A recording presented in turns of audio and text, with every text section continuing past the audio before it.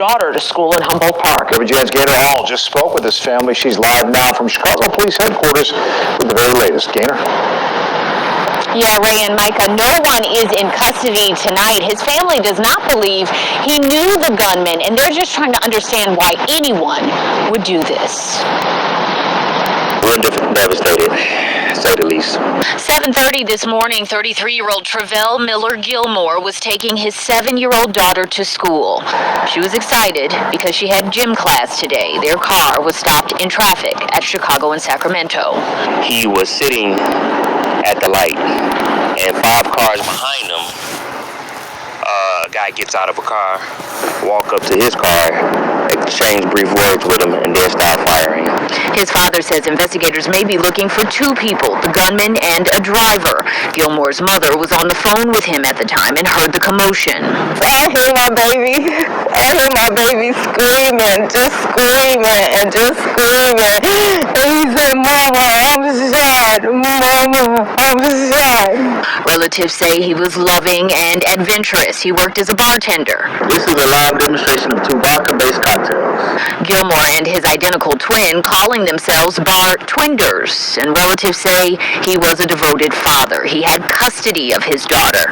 They say he shielded her during the shooting. He was shot 4 times. She wasn't hurt. The doctor was explaining by the way of the entry of the bullets that it appeared that when the assailant began to shoot at him, he leaned over to protect her, to keep her from being shot. Surrounded by her family this afternoon, she wanted to say something about her dad. You want to say something, Mama? Go ahead. Daddy was the best man in life, and he's gone. Gilmore's family, devastated by violence, asking anyone with information on who did this and why to come forward. I won't give him an answer to his fault. My baby did not deserve that. He doesn't bother anybody. He's not that type of child. It won't stop unless we get involved. Somebody saw something. It won't stop until these savages, one by one, is put down like the rabid animals that they are. Somebody heard something. It's not snitching. The next time it could be your child. It could be your loved one. If you know something, you need to say something. Oops, my bad. The man is dead. Sorry about that, but yeah, this story is basically about a father who was shot in a drive-by traffic, protecting his 7-year-old daughter, who taking her to school. This sounds like another typical everyday black on black crime when you trying to do good in the black community. And when you doing good in the black community, it just ain't gotta be in the black community. If you are a black man or a black woman, and I'm telling you right now, if you out here doing good and you don't want to participate in no part of the black community, and you ain't walking around acting like a savage and you trying to do good with yourself, this is the results. This man was shot multiple times trying to protect his daughter. Rest in peace to this brother, and salute to him for protecting his daughter. But I'm going to say this right now. Being a black male and a black woman in this society, you have no allies. If it ain't white supremacy trying to destroy you, it's more niggas trying to destroy you more than any goddamn thing. And black people, and I said this before, we are the most ruthless, savage people when it comes down to each other. This man, I don't know what's going on. I don't know nothing about this man's background. I don't know if he was in the streets and he decides to clean himself up to get himself on the right track. But it sounds like there was some jealousy or some type of beef going on. Maybe one of the shooters was, somebody he knew or he got a tour with. That's one thing about me as being a black male. I don't trust a lot of you niggas. Because some of you niggas, I don't know if y'all go try to walk up on me and try to kill me or do something to me. And it probably was somebody he knew, somebody he probably knew of, or somebody he probably ran into on a daily basis.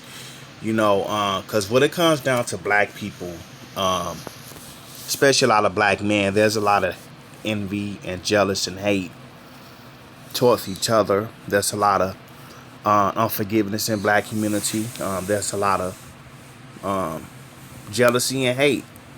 There's a lot of haters in black culture, and the more successful you are, the more hated you're going to be as being a black man, so, and a black woman.